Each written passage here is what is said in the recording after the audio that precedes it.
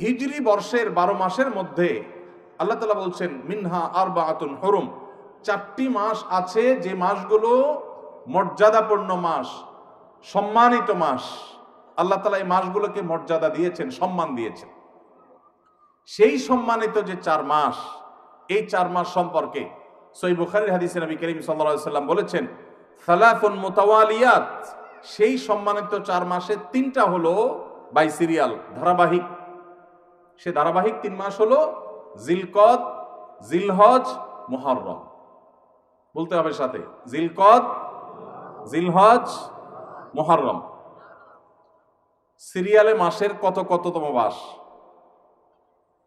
হিজরি বর্ষের কততম? 11, 12, 1। এই 3টা হলো ধারাবাহিক সম্মানিত 3 মাসের 3টা। অর্থাৎ আমরা যে রমজানের রোজা পালন করার পরে শাওয়াল আসে, এই শাওয়াল চলে গেলেই টানা ধারাবাহিকভাবে 3 মাস, এগুলো হলো সম্মানিত মাস। ওয়া রাজব ওয়া মুদর আল্লাযী বাইনা জুমাদা ওয়া শাবান, 4র্থ মাসটা হলো রজব মাস, যেটা জুমাদা সানি আর রজবের মধ্যবর্তী, শাবানের মধ্যবর্তী, অর্থাৎ এই যে মাসটাতে আমরা আছি এটা।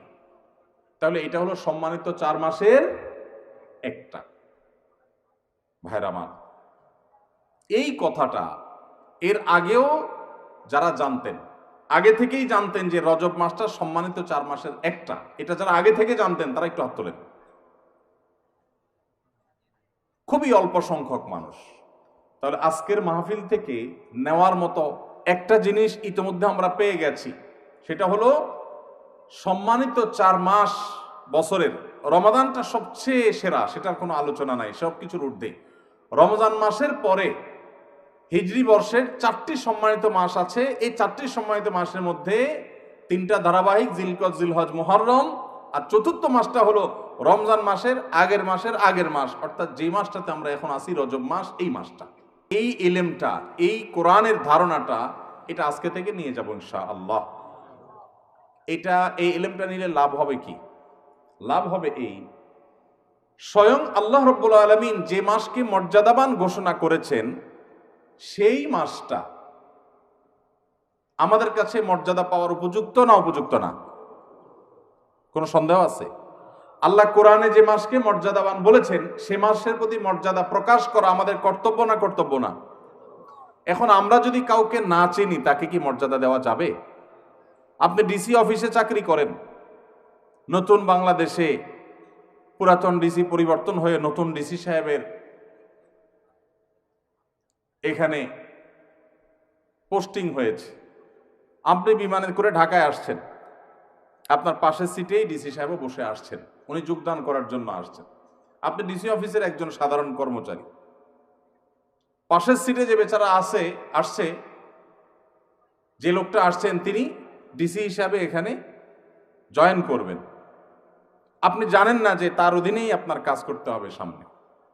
তাহলে সেক্ষেত্রে আপনি পাশের সিটের লোক হিসেবে তাকে বিশেষ কোনো কেয়ার কি করার কথা? কিন্তু যদি আপনি টের পান, জানতে পারেন যে উনি এখানে জয়েন করবেন এবং তার অধীনে আপনার কাজ করতে হবে, তাহলে আপনার ভিতরে একটু পরিবর্তন হবে নাকি হবে না? কথাটা পরিষ্কার না? পরিবর্তন হবে না? আপনি নড়ে চড়ে বসবেন, স্যার বলতে বলতে মুখে ফেনা তুলে ফেলবেন, ঠিক না ঠিক? পরিচয় না জানলে তো আপনি সম্মানও দিতে পারবেন না, উল্টাপাল্টা আচরণ করে বরং অফিসে আইসা বিপাকেও পড়তে পারেন, ঠিক না ঠিক? ভাইরা আমার, ঠিক একইভাবে এই যে একটা মাস চলে যাচ্ছে, মাসের অর্ধেক প্রায় চলে গেল, এই মাসটা যে সম্মানিত মাস, এই সম্পর্কিত ধারণা এদেশের প্র্যাকটিসিং মুসলমান, নামাজি মুসলমান, মসজিদে আসা মুসল্লি, ওয়াজ মাহফিলে আসা মুসল্লিদের 80 থেকে 90% মানুষ এখনো জানে না। একটা হারিয়ে যাওয়া ধারণা, সাধারণ বিষয় নয়, খুচরা বিষয় নয়, কোরআনের বিষয়। এক নয়, একাধিক আয়াতে যে বিষয় আল্লাহ আলোকপাত করেছেন, এটা কোনো খুচরা বা সাধারণ বিষয় হতে পারে না, এটা অনেক গুরুত্বপূর্ণ বিষয়।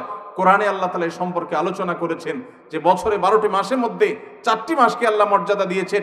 এই মর্যাদার মাসটা অর্ধেক চলে গেছে, একবারের জন্য আপনার এই চিন্তাও মাথায় আসে নাই যে একটি সম্মানিত মাস আমি অতিবাহিত করছি, অতিক্রম করছি, একটি সম্মানিত মাস পার হচ্ছে, আপনি একটু নড়ে চড়েও বসেন নাই, তাহলে বোঝা গেল আপনি ওই মাসের সম্মান দেওয়া তো দূরের কথা, সেই সম্মানিত মাসের ধারণাটুকুই আপনার মধ্যে না থাকার কারণে আপনি বরং আল্লাহর দেয়া সম্মানকে অবমাননা করা, অবজ্ঞা করা, অবহেলা করার দায়ে আপনি দায়ী হওয়ার সম্ভাবনা আছে। তাহলে আজকে যে আমরা জানলাম, এখন থেকে জীবনের তরে এটা মুখস্থ করে নিব যে জিলকদ, জিলহজ, মুহররম 11, 12, 1 আর রজব মাস, রমাদানের আগের মাসটি যখন শুরু হবে, আর কিছু করতে পারেন না পারেন, অন্তত একটা সম্মানিত মাস যাচ্ছে এই কথা মনে করে একটু নড়ে চড়ে বসলেন। নড়ে চড়ে বসা বলতে রুটিন যে আমলগুলো আছে একটু বিশেষ গুরুত্ব দিয়ে করলেন। কেন? কারণ সম্মানিত মাস যাচ্ছে। আল্লাহ সম্মান তো এমনি এমনি দেয় নেই, নিশ্চয়ই এই মাসে ইবাদতের আলাদা গুরুত্ব আছে। সেই জায়গা থেকে আপনি সম্মান দিলেন। আরেকটা এক্সাম্পল দেই। ধরেন আপনার শ্বশুর মশাই, হবু শ্বশুর, এখনো বিয়ে হয় নাই, সব কথাবার্তা চূড়ান্ত হয়েছে, আগদ হবে, বিয়ে শাদী হবে, শ্বশুর মশাই তিনি আসছেন, আপনি বসে আছেন সোফায় সাধারণ মুডে যখন বসে থাকবেন আপনি, আপনার হবু শ্বশুর, নতুন নতুন শ্বশুর হবে ভাব যখন হয়, তখন শ্বশুর এবং শ্বশুরবাড়ির লোকদের কাছে পৃথিবীর সবচেয়ে খারাপ ছেলেটা, সবচেয়ে উচ্ছৃঙ্খল ছেলেটাও সবচেয়ে আদবে লেহাজি ছেলে হয়ে যায়। ঠিক না বেঠিক? বিয়ের দিন জামাই হিসাবে যখন যায়, এলাকার সবচাইতে বাজে ছেলে যেটা, সেও দেখবেন এত সুন্দর ইনোসেন্ট, এত সুন্দর নম্র ভদ্র আদবে লেহাজি সাইজা নাটক করে হলেও সেখানে ওই মুড এসে যাওয়ার চেষ্টা করে। ঠিক না বেঠিক? এখন শ্বশুর যখন আসে, আপনি যদি জানতে পারেন যে এই লোকটা আমার শ্বশুর হতে যাচ্ছে, আপনি সোফায় বসে আছেন, উনি ঢুকছে, কি করবেন? যেমনি সেন আপনি থাকবেন, লাভ দিয়ে উঠার চেষ্টা করবেন। ঠিক না বেঠিক? আব্বা বলবেন না আঙ্কেল বলবেন, এটা নিয়ে টেনশনে পড়ে যাবেন। ঠিক না বেঠিক? নড়ে চড়ে উঠবেন।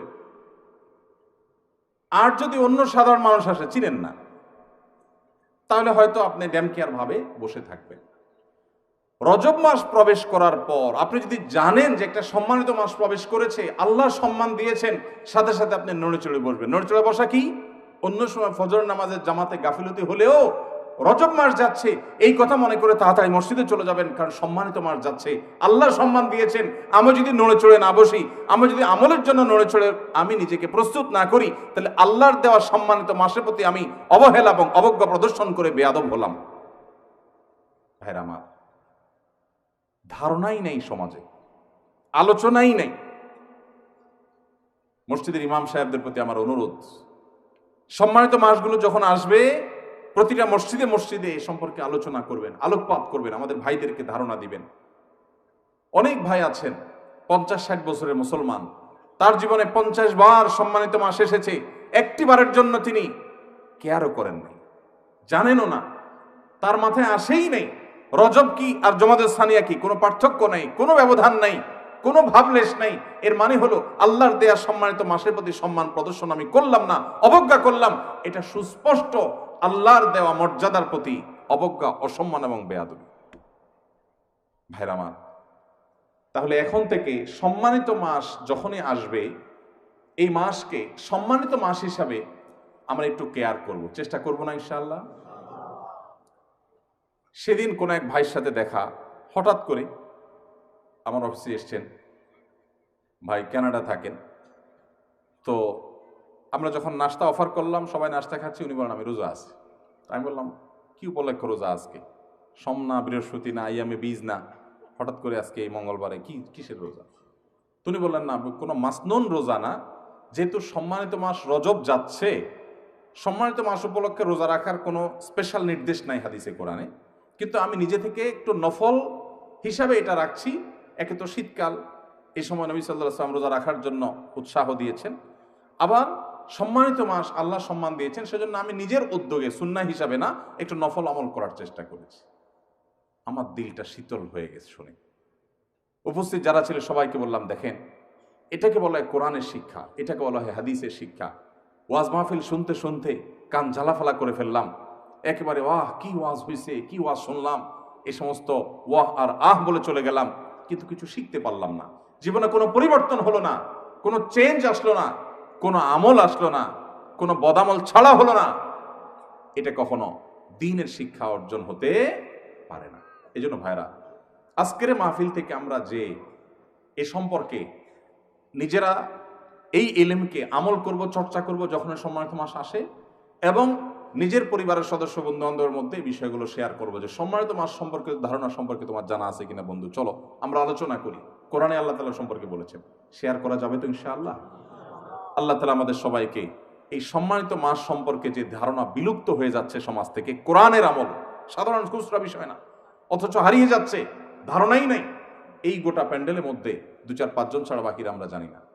তাহলে এটা সম্পর্কে আমরা চর্চা, আলোচনা, আমল বাড়াবো তো ইনশাআল্লাহ। এবার আসেন, সম্মানিত মাসে আমরা কি করব? ভাইরা আমার, সম্মানিত এই মাসগুলোতে স্পেশাল বা বিশেষ কোনো একটি করণীয় আলাদা করে কোরআন হাদিসে কোথাও আসে নাই যে এটা করতে হবে। বিশেষ কোনো নামাজ নাই, বিশেষ কোনো রোজা নাই। আরবে জাহিলি যুগের মানুষরা রজব মাসে অনেক কিছু করত। এখনো আরবে রজব মাসে ওমরা করাকে বিশেষ ফজিলতপূর্ণ মনে করা হয়, এটাকে বলা হয় ওমরায়ে রজবিয়া। রজব মাসে একটা বিশেষ পশু জবে হতো জাহিলি যুগে, সেটাও নবী সাল্লাল্লাহু আলাইহি ওয়াসাল্লামের হাদিসে উঠে এসেছে। মুসলমানদের জন্য রজব মাসে বা সম্মানিত মাসে করার মতো আলাদা কোনো আমলের কথা কোরআন হাদিসে বলা হয়নি। তবে আল্লাহ রাব্বুল আলামিন যেহেতু এই মাসগুলোকে মর্যাদা দিয়েছেন, এজন্য রুটিন যে আমলগুলো আছে যেগুলো আমরা অন্য মাসেও করি, সেগুলো এই মাসগুলোতে সম্মানিত মাস হওয়ার কারণে বিশেষ গুরুত্বের সাথে করব। 5 ওয়াক্ত নামাজ 12 মাসই পড়তে হবে। রমজান আসলে যেরকম তার বিশেষ গুরুত্ব আসে, সম্মানিত মাসের কারণে ওই 5 ওয়াক্ত নামাজকে আমরা বিশেষ যত্ন সহকারে আদায় করবো ইনশাআল্লাহ। যেমন ওই যে বললাম, মুরব্বী মানুষকে সম্মান করা, এটা ভালো না খারাপ? ভালো। হারিয়ে যাচ্ছে, আদব লেহাজ হারিয়ে যাচ্ছে, কিন্তু মুরব্বী মানুষ, তাকে দেখে শ্রদ্ধা করা, এটা আমাকে ইসলাম শিখিয়েছে। পশ্চিমাদের অপসংস্কৃতির করাল গ্রাস এবং থাবা আমাদের যুব সমাজকে ধ্বংস করে দিচ্ছে। আমরা আমাদের শৈশবে দেখেছি, কোন মুরব্বী যদি রাস্তার এক পাশ দিয়ে আসতেন, অপর পাশ দিয়ে স্কুল কলেজে পড়ুয়া তরুণরা, মাদ্রাসা তো বটেই, স্কুল কলেজের ছেলেফেলেরা পর্যন্ত রাস্তার এক পাশে কাচুমুচু হয়ে দাঁড়িয়ে শ্রদ্ধা ভরে সালাম নিবেদন করতেন, আসসালামু আলাইকুম বলে। আর এখন পারলে গায়ের উপর উঠে। ঠিক না ঠিক? ভাইরা আমার, এই জায়গা থেকে আমাদের নৈতিক অধঃপতন হয়েছে না উন্নতি হয়েছে? মনে রাখবেন, নবী সাল্লাল্লাহু আলাইহি ওয়াসাল্লাম বলেছেন, মা মিন শাইইন ইউদাউ ফিল মিজালি ইয়াউমাল কিয়ামাতি আথকালু মিন হুসনিল খুলুক। আবু দাউদ তিরমিজি বর্ণিত হাদিস। নবীজি বলেছেন, কিয়ামতের ময়দানে বান্দার উত্তম আখলাক, উত্তম আচরণের চাইতে ভারী কোনো ওয়েটফুল কোনো আমল কিয়ামতের ময়দানে মিজানে পাল্লা আর উঠবে না। আচরণের সৌন্দর্য, আপনি নফল আমল করলে আল্লাহকে যতটা খুশি করতে পারবেন, আখলাক সুন্দর করলে তার চেয়ে বেশি খুশি করতে পারবেন। উত্তম আখলাকের পাঠ এবং অংশ হলো মুরব্বীদেরকে সম্মান করবেন, আলেমদেরকে ইজ্জত করবেন, তাদের প্রতি বিশেষ কেয়ার করবেন। কিন্তু এটা হারিয়ে গেছে। তো আমি যেই কথাটা বলছিলাম, ধরুন যে কোনো মুরব্বীকেই সম্মান করা, ইজ্জত করা, এটা ইসলামের নির্দেশ। নবী সাল্লাল্লাহু আলাইহি ওয়াসাল্লাম বলেছেন, মাল্লাম ইউআক্কির কাবীরানা, যে ব্যক্তি আমার উম্মতের বড়দেরকে, সিনিয়রদেরকে, বাপের বয়সী মানুষদেরকে শ্রদ্ধা করে না, ফালাইসা মিন্না, সে আমার উম্মত হতে পারে না। এই যে সতর্ক নবী সাল্লাল্লাহু আলাইহি ওয়াসাল্লাম করেছেন, এই জন্য যে কোনো মুরব্বী, বাপের বয়সী বা বয়সে বড়, তাদেরকে শ্রদ্ধা করতে হয়। এটা ইসলামের শিক্ষা। এটা করলে একটা ইবাদত হবে, সওয়াব হবে, এবং সেই সওয়াবটা নফল সাধারণ আমল করলে, তাসবিহ করলে যে পরিমাণ সওয়াব হবে, এই সওয়াবটা ওর চাইতে ওয়েটফুল হবে কিয়ামতের ময়দান। কিয়ামতের দিন আমল কি গণা হবে না মাপা হবে? কি ভাই, আমল কি গণবে ফেরেশতারা না মাপবে? তাহলে আমাদের আমলের সংখ্যা বাড়ানো দরকার না ওয়েট বাড়ানো দরকার? ওয়েট যদি বাড়াইতে হয়, আচরণ সুন্দর করতে হবে। এখান থেকে একজন বক্তব্য দিচ্ছে, আপনি বলছেন বসেন বসেন, আচরণটা কি সুন্দর হলো না অসুন্দর হলো? রাগ করছেন? ওয়াজ মাহফিলে এসে যদি নিজেদের সংশোধন না হয়, তাহলে লাভ কি? একটা ভুল দেখার পর যে ভুলটা যদি ভাই হিসাবে ধরায় না দেই, তাহলে শুধু আপনাদেরকে পাম্পট্টি দিয়ে আমি ওয়াজ দিয়ে চলে গেলাম, এ ওয়াজের কোনো লাভ আছে? ভাইরা আমার, তো যেটা বলছিলাম, একজন সাধারণ মুরব্বীকে আপনি দেখে শ্রদ্ধা করলেন, এটার একটা গুরুত্ব আছে। কিন্তু ওই একই মুরব্বী যদি মুরব্বী প্লাস হবু শ্বশুর হয়, গুরুত্বটা কি বাড়বে না কমবে? বাড়বে। তাহলে আপনি সাধারণ মুরব্বীকে দেখে রেসপেক্ট করবেন, আর মুরব্বী প্লাস হবু শ্বশুর যদি হয় তাহলে রেসপেক্টের পরিমাণটা আরো।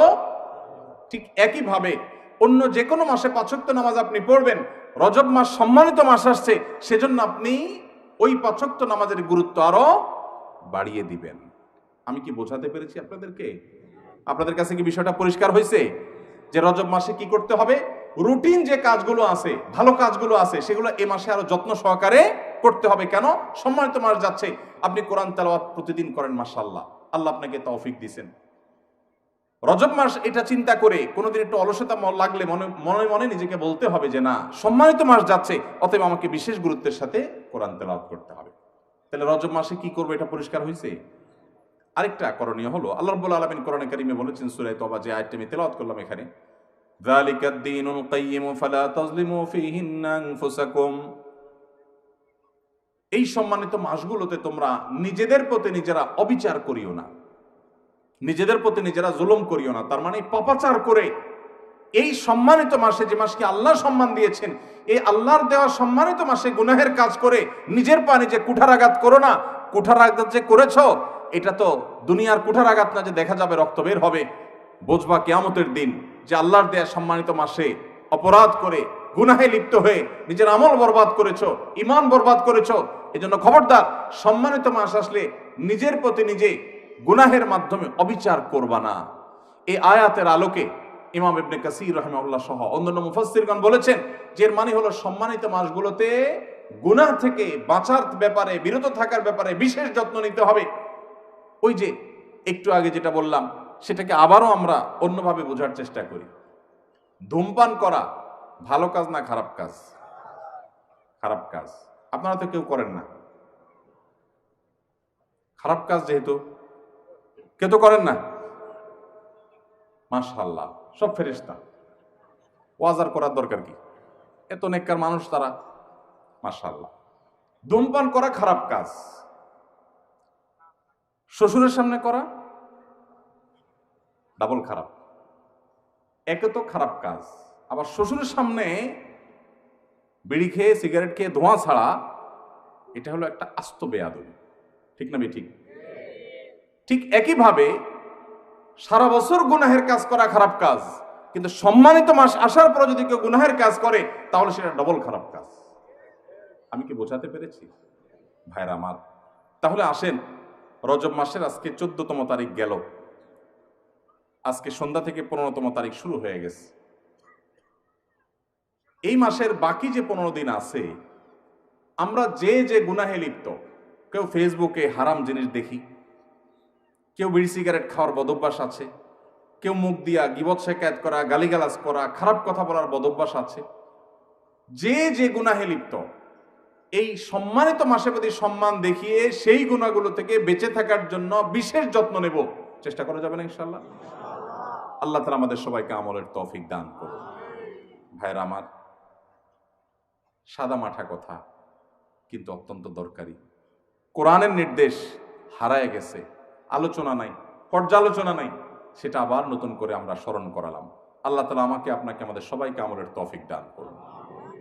সম্মানিত মাসের করণীয় হলো রুটিন কাজগুলো বিশেষ গুরুত্বের সাথে করা, পাপাচার থেকে বেঁচে থাকার জন্য বিশেষ যত্নশীল হওয়া।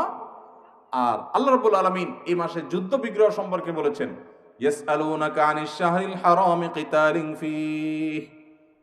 সম্মানিত মাসগুলোতে যুদ্ধ বিগ্রহ করা যাবে কিনা আপনাকে জিজ্ঞাসা করে, হে রাসূল তারা, বলে দিন। কুল, হে রাসূল আপনি তাদেরকে বলে দিন যে এই মাসে যুদ্ধ বিগ্রহ করা কবিরা গুনাহ। এই আয়াত সম্পর্কে অবশ্য মুফাসসির এবং ফুকাহায়ে কেরামের নানান আলোচনা আছে, যেটা রহিত হয়ে গেছে নাকি আছে। তবে আমরা যেহেতু সৈনিক না, যুদ্ধ বিগ্রহ করি না, সম্মানিত মাসের সম্মানে আমরা মিনি যুদ্ধ যেগুলো ঘরে ঘরে, দোকানে দোকানে, রাস্তাঘাটে, অফিস আদালতে করি, অর্থাৎ ঝগড়াঝাটি, সেগুলো সম্মানিত মাস উপলক্ষে আমরা পরিহার করবো ইনশাআল্লাহ। চেষ্টা করা যাবে তো? আল্লাহ তাআলা আমাদের সবাইকে আমলের তৌফিক দান করুন। ভাই আমার, তাহলে সম্মানিত মাস রজব মাস যাচ্ছে, এই রজব মাসের তাৎপর্যের আসল কারণটা আমরা বেশিরভাগ মানুষ জানি না। আমার যে ভাই উত্তর দিয়েছেন, আরও এক ভাই তার সাথে সায় দিয়েছেন, আরও কেউ কেউ একমত আছেন যে রজব মাসের তাৎপর্যের কারণ হলো এটা শবে মেরাজের মাস। ভাইরা আমার, এটাকে একেবারে উড়িয়ে দেওয়া যায় না যে এই মাসে মেরাজ হয় নাই, সেটা বলা যায় না। আমাদের নবী করিম সাল্লাল্লাহু আলাইহি সাল্লামের জীবনে মেরাজের ঘটনা ঘটেছে না ঘটে নাই? ঘটেছে। মেরাজের ঘটনা ঘটেছে, এটা নিয়ে সন্দেহ করবার কোনো সুযোগ নাই। কিন্তু কোন মাসে মেরাজ হয়েছে, কবে মেরাজ হয়েছে, এর তারিখ এবং সময় নিয়ে প্রায় 16টির বেশি মতামত ইতিহাসবিদদের মধ্যে আছে। তাহলে নিশ্চিত করে রজব মাসে 27 তারিখেই মেরাজ হয়েছে এটা চূড়ান্তভাবে নিশ্চিতভাবে বলার কোনো সুযোগ নাই। এটা হলো প্রথম কথা।